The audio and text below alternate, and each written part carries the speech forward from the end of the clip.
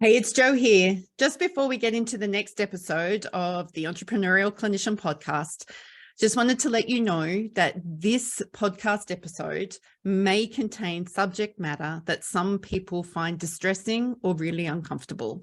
So if that is you, I strongly suggest that you heed your own warning and that you make a sound decision based on what your needs are at this time. But for the rest of us, please listen, enjoy, and I'm pretty sure you're going to learn something new today.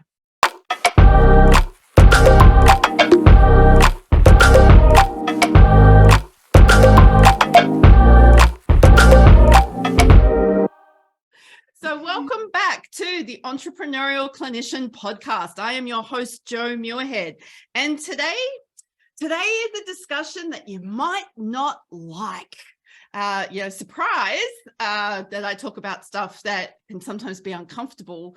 But I think we all know as health professionals, as clinicians, and those of us who are also business owners or wanting to be business owners, that there is sometimes stuff that comes up that's internal to ourselves, but also external to ourselves that can make us feel really icky and we don't know why. So today I am interviewing somebody who is quickly becoming one of my favorite people. Her name is Lisa Duez, and I hope I have said that surname correctly because I did take lessons beforehand. Oh, good. She's nodding her head. Excellent. Yes. Because I have received the feedback that I can pronounce people's names interestingly. I try and blame it on my accent, but that's not always the case.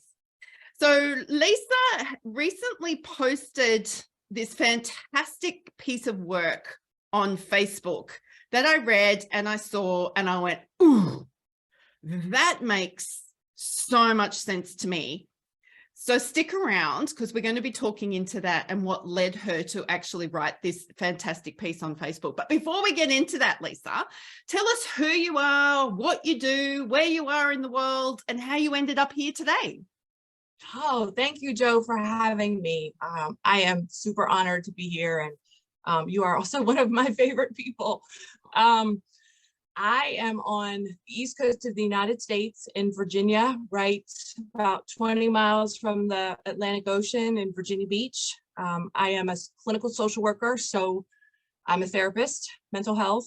I own a group practice called Turning Point Counseling and Consulting in Virginia Beach, and we have about 20 therapists, a med management provider, and we also have a massage therapist, which is nice. Our practice has been open about 5 years, and we really focus on trauma-informed care. We have a very large population of therapists that do eye movement desensitization and reprocessing, and I'm just happy to be here. I'm a mom, I'm a wife. Yeah, you are a mom and a wife, but you're a mom and a wife to some pretty incredible people. Just give us a snapshot of what your people do. Oh gosh, my people, I think they serve. Yeah. I guess just like I serve, we all have the bug. So my son is in the U.S. Army and he's stationed overseas. And my other son is a deputy, and his dad, my husband, is a police officer. Yeah. So we have that running through our genes, I guess, which is pretty cool. It is very cool. So I asked you to come onto this podcast today, Lisa, because you wrote a Facebook post, and it was so, I guess, affirming, confirming, insightful. It was just one of those posts that I went, oh my God, I wish I had known this around the time the incidents happened. And what you put into perspective for me was the sense of betrayal I have felt in my business by other people. So I've invited you on today because I want to talk about this, because I think it's a real genuine key for a lot of us who bootstrap our businesses, who we just genuinely want to serve, and we have a heart to serve, and we have a heart to create these wonderful places where everybody feels valued and respected. And then sometimes a staff member or a client or a customer will do something or say something, and then we end up feeling like we've been betrayed. Can you share with us how you came to this insight? Like, what led you down this path? Oh gosh, it was an incident. It's actually not a bad story, but I can tell you really quick. Mhm. About last fall, I was on my way back from a meeting and I wanted some soup. So I stopped at the soup place and can't eat soup in the car. So I decided I'd sit and I got that, the whole introverted, extroverted corner that I Mhm. usually do and sat and ate my soup and was doing my thing. And I hear a voice and it's a familiar voice and it's a voice that I love to hear. And I was like, that's one of my old employees. And then I said, can I go in the bathroom and hide or can I sneak out the back? And then I was like, no, put your big girl pants on. You're done with the soup. You need to go. So I went up there and, hey, how are you? And it was a great reunion. And then I turned around, and there was another voice. And it was also a great reunion. Hey, blah, blah, blah, blah. So these were two former employees, therapists that had moved on to better things, that were having lunch together. So great reunion, got in my car, sat there for a minute, and I was like, what just happened?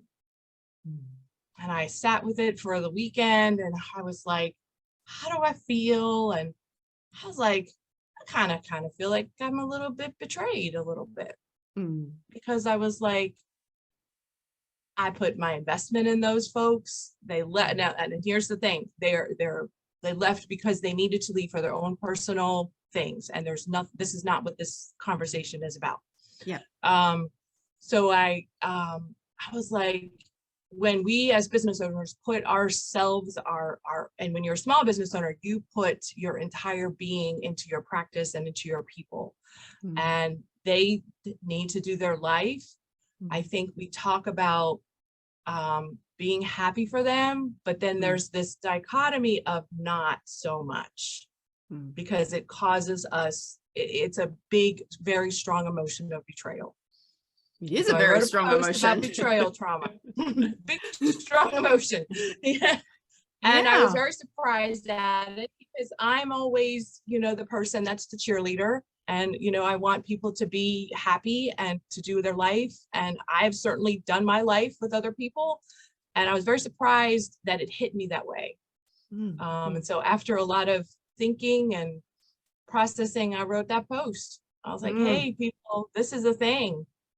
Yeah.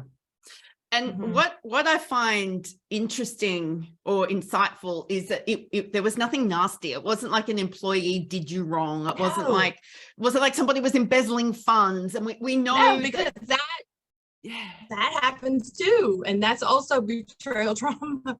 But then there's also what happened. This was a good one, this was a good reunion. But then also I think what made it such a good reunion, and then I'm like, wait a minute, why am I feeling icky? Yeah. It's my fault. Nope, not. It's called being human.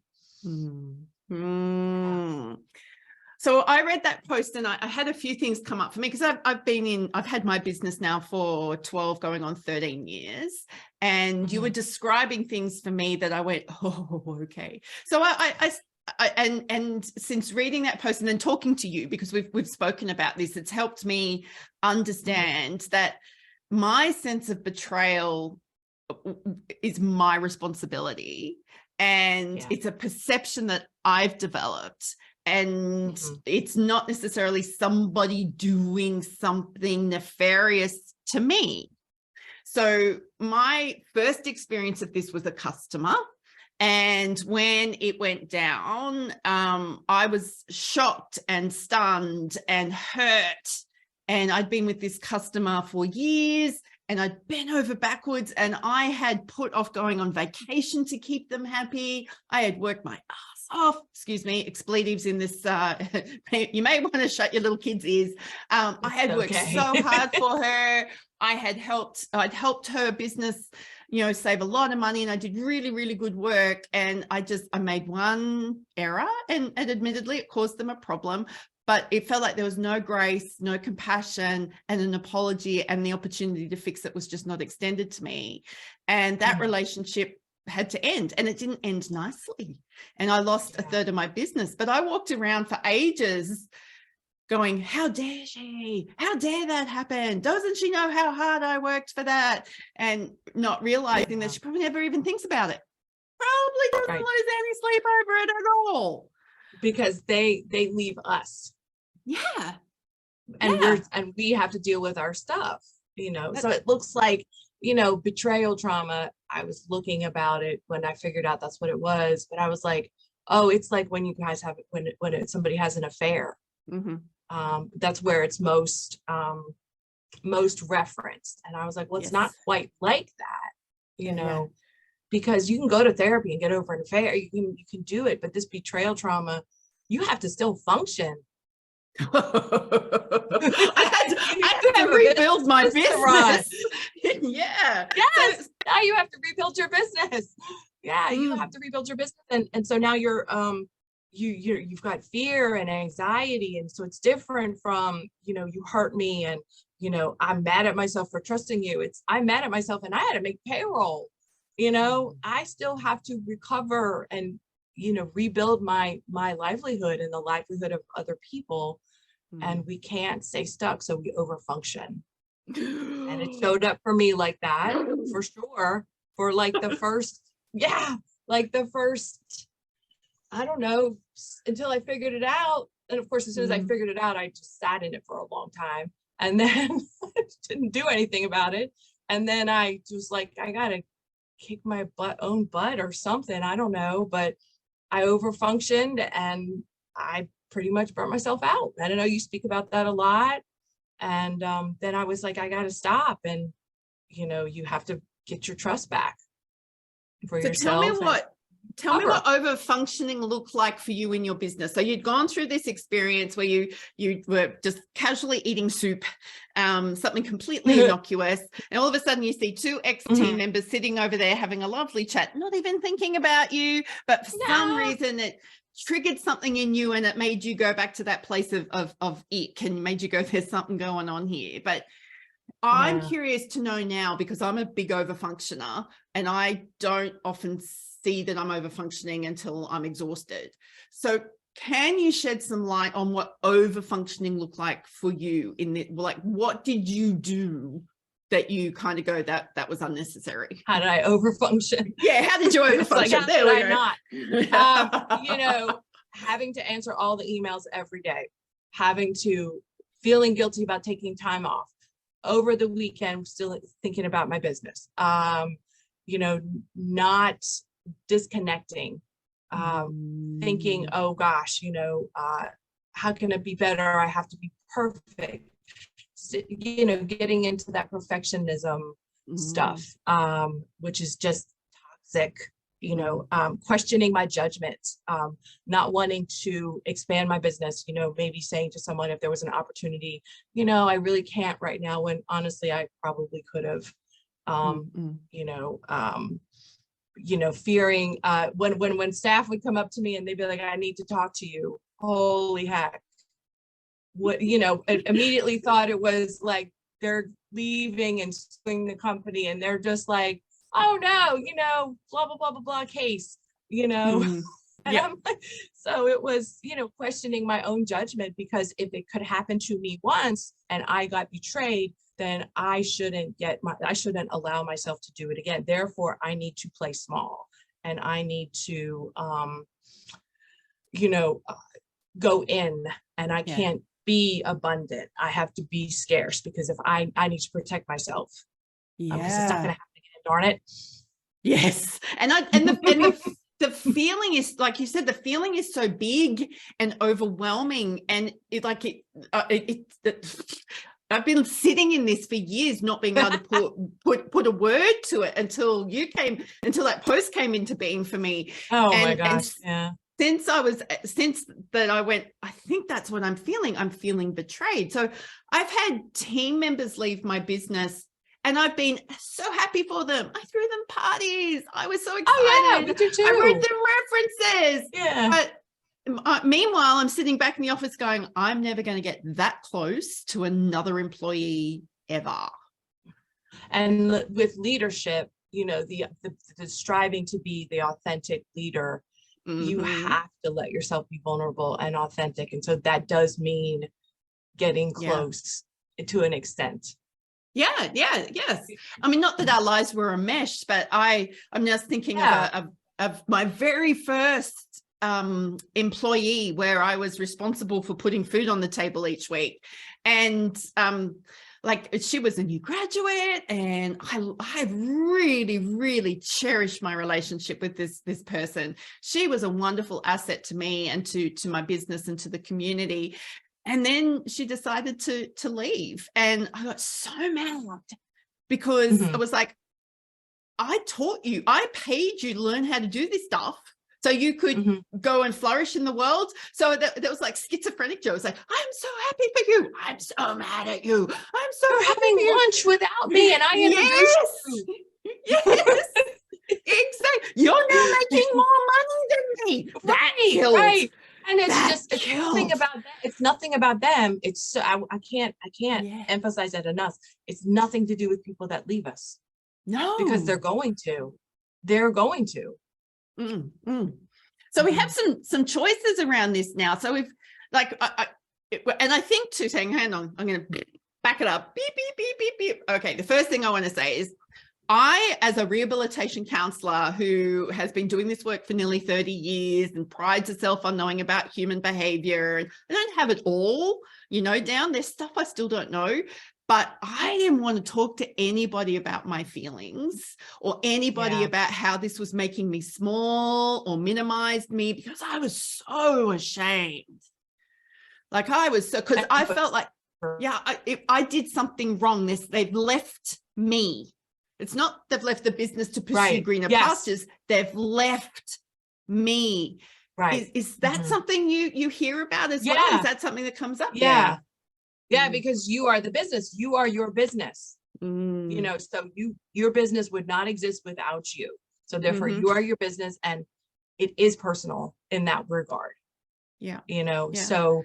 So they left me, when I invested, and they're gonna move on. You have probably caused somebody betrayal trauma. I probably have. Well, I've left businesses. Yeah. But we don't talk about it, because we either say, if it's a bad thing, we say, they, fine, they should have left. And sometimes that happens. And sometimes we feel that trauma because we should have known better. I should have known better. So that's that cognition of I should have known better.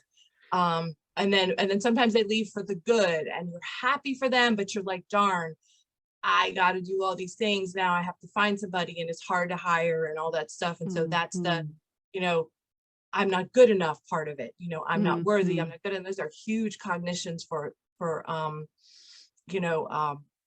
business owners, is what I'm trying to say. And it just, they are debilitating if you allow them to be. Yeah, I can imagine that they can fester. So my business model is I don't want employees. And it's because it's a business model that works well for me and where I'm at in my stage of life. So I have subcontractor arrangements, and that just works really well for me. But I actually wonder how much of that decision was rooted in the sense that employees can leave me and then I'm abandoned. Hello. Yeah. And I've had contractors before, and I had employees, just with laws in Virginia and stuff. You have to have employees, but I have had contractors first, and it is a little bit of a different level when you have an employee. Yeah, definitely. It's a little bit, there's more investment. I can't really put my finger on how it's different, just that there's more investment. You're paying taxes. I don't know. You're giving benefits. You're doing an ongoing relationship with an employee. With a contractor, it's just, it's a contractor, so they can, you don't need them, they go. Yeah. So for me, where I'm at in my business life and what I want to be able to do, the model of an employee doesn't sit right. It might in the future, but right now it doesn't. But I'm just curious. You've made me curious to go back and go, I probably need to talk to the people in my world that I trust around how much of that is actually a limiting belief now. It's a limiting belief rather than a sound business choice. Because, I'm smart like you are. I can rationalize and intellectualize myself to believe a choice I've made is for the best of everyone, when really I'm covering something up. So Lisa, this is obviously a very powerful topic, and it's one that, you know, people are going to be listening to and probably going to have some big feelings about, possibly some uncomfortable feelings about, and we don't want to leave them there. So I know you can't fix it in a podcast. If anybody's got the expectation that Lisa's going to fix this for you in a podcast, please understand that's an unreasonable expectation of anyone. She's awesome, but she's not your fairy godmother. I'm just putting that out there. So Lisa, if we identify that this is something that's happened, what are some of the things that we can do to help ourselves? Yeah. So I think the first thing is, just like anything else, is recognizing it, really getting honest with yourself. I'm a therapist, so I would be like, oh, you got to do the internal work. But sometimes it's just like, what is this thing going on with me?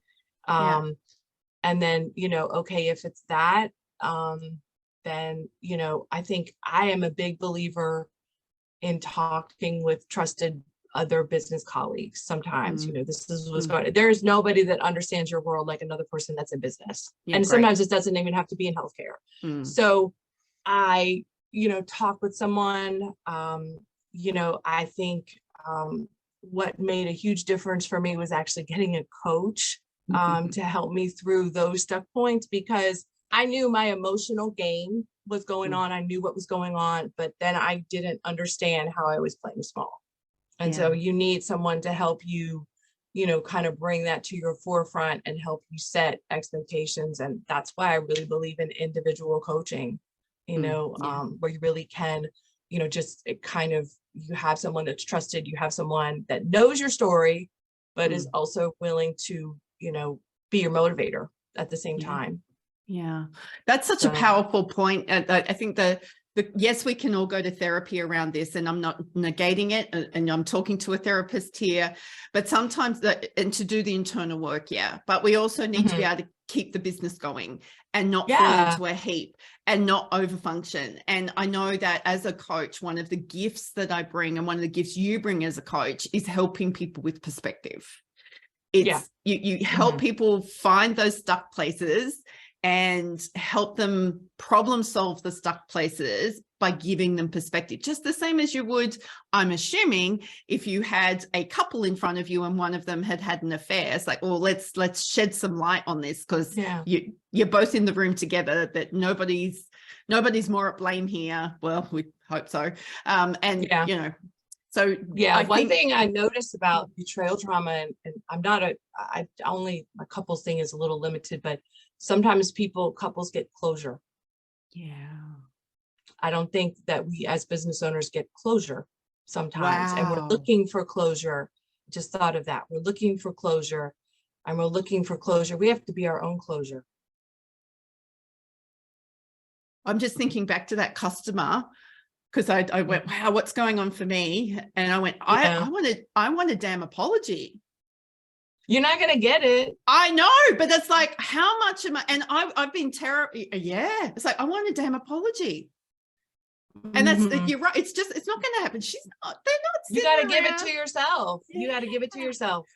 Yeah. So you give it to yourself by doing your work, by getting a coach, by just, I don't know how many mantras you have to say to yourself, but you can do it. You can do it. And your business will recover. Absolutely. Yeah. I will tell you that there is hope. Absolutely hope. Yeah. Well, I'm 13 years on, and this happened earlier on, and it's not the only issue as well. So you can keep going without the overfunctioning. There is hope. Yes, you can. Yes. Yeah. And no overfunctioning. It's not, actually, it doesn't really help. Honestly, I will tell you, it really doesn't, because your brain can only do one thing at a time. Well, yeah. And my overfunctioning story was my employee who left. I then brought in someone to replace her, and was so cautious. I wanted to make her so happy all the time that she couldn't do anything wrong. And I ended up feeling betrayed and taken advantage of. Yeah. And then so you don't recognize yourself as a leader. You don't recognize how you would normally lead, because you're leading with fear instead of your normal authentic self. And so you're micromanaged when you wouldn't, or you're being a slacker when you wouldn't be, you know, that kind of thing. And you're just, because you're scared and you don't know what to do. You know? Yeah. I was giving permission to behaviors that when I spoke to some other business owners in my world, go, oh, this is going on. She's not at work again today. They're like, why are you even tolerating that? I'm like, that's right. what it It's came like, down I have to. no idea, but I just know I'm scared. Inside me is so scared that this is what I just have to do. Outside, I might be chipper and everything, but nope. You know, inside, I'm like, I don't know what I'm going to do. But then it's like, you just, you know, you start to micromanage yourself. Yes, I did. Weird. Yeah. And then the other thing I started doing was most of her job for her. Yeah, because nobody can do it as good as you, right? You know, because if you do it, you're not going to get betrayed. And I also didn't want her to stress her out. So I didn't want to give her too much to do. Leave. She doesn't leave. Yeah. Oh my gosh. Oh, Lisa, we can obviously talk about this for a heck of a lot longer. Yeah. There's some very concrete examples and me being incredibly vulnerable. Ooh, that's fairly uncomfortable. So yeah, it's so hard. We're not taught about that stuff as business owners, but I find the more authentic I am with myself and telling my story, the better it is. Yeah. You've got so much to offer. You've got so much to offer business owners with your not only your therapist background, but the fact that you built such a large multi-sided business in quite a short space of time. It was like 5 years. Yeah. And you've got a whole, because the thing you didn't tell everybody is you've actually got, 2 master's degrees and you started your life in a completely different part of service. Yeah. She's got a bad probation officer story. Yeah, that's right. We were goggle-eyed when we learned that story. What, you did what? Yeah, that was funny. I'm not a good probation officer. I'm a better therapist. You are. That's great. But one of the things that you've actually contributed to the world of allied health or health professionals and business owners is you've created a free downloadable for us about 10 things that steals our peace. Do you want to give us an insight into another 2 things that are on that list? Oh gosh. So that kind of came from out of the betrayal trauma. It came from what else is going on? How else is this showing up for me? And so another one that is a big one that people make mistakes for is they compromise their culture in their business. Yeah. And so we worked very hard in building a culture. I can't really define it, but it's a good culture. It's an authentic culture. And you find someone that is not the fit, but you need to fill the desk. Yeah. Yep.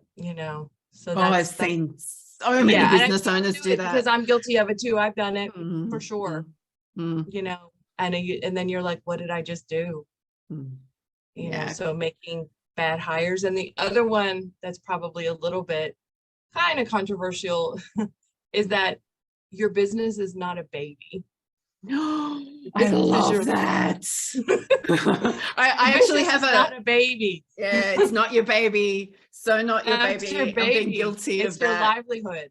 Yes. So you have to treat it like a livelihood, and you have to sometimes smack it around a little bit and make hard decisions. It's not your baby. Your baby you coddle and you nurture, and you have to do that a little bit, but at some point when you get to a certain level, your business is your livelihood, and it's also the livelihood of other people that you employ.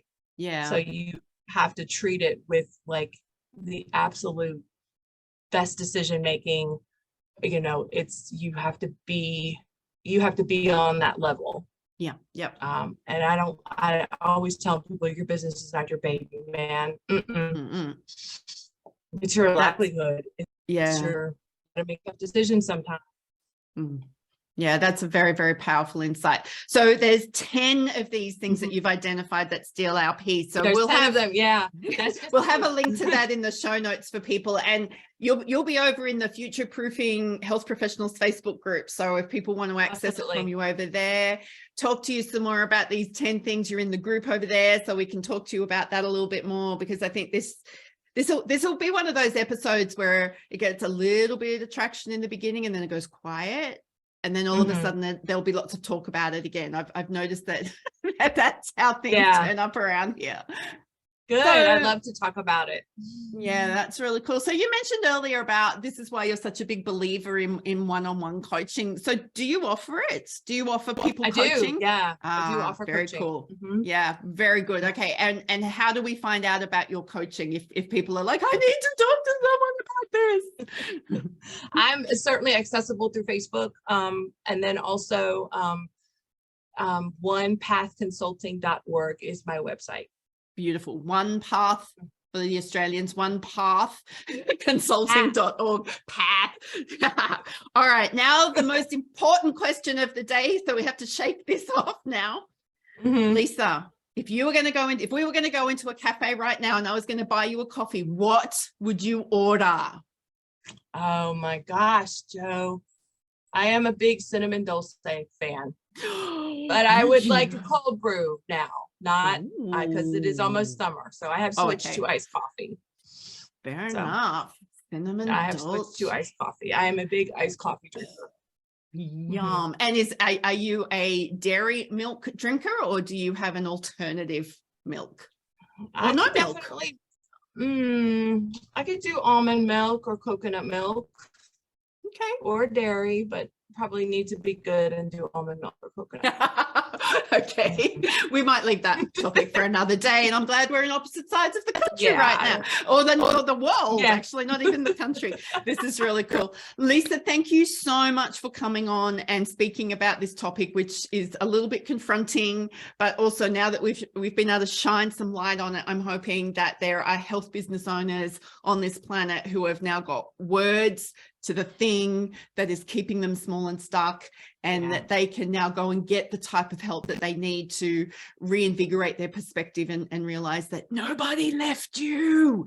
It's okay. We're going to get through this. It's going to be okay. Yes, absolutely. It's going to be okay. Awesome. Thank you so much. It was a pleasure speaking with you. Thank you, Lisa. As always. Hey, Joe Muirhead here again. Thank you for watching this episode of the Entrepreneurial Clinician. It has been great to share guests, new information and new ways of thinking with you. I trust that this episode today has inspired you and has helped you to reconnect to your sense of purpose as a health professional and a clinician. Before we move on, just want to remind you that these episodes are provided for educational purposes only. Nothing in these episodes is designed to be treatment specific or a specific recommendation about your health, your wellness, or your finances for your situation specifically. If you need assistance in any of these areas, please reach out to an appropriate professional for you to be able to access the help that you need. If you have enjoyed these episodes and would like to see more, please subscribe to the YouTube channel and make sure you leave me a comment below. And I look forward to bringing you more great, inspiring stories where I get to learn just as much as you do. Until next time, go be your awesome self.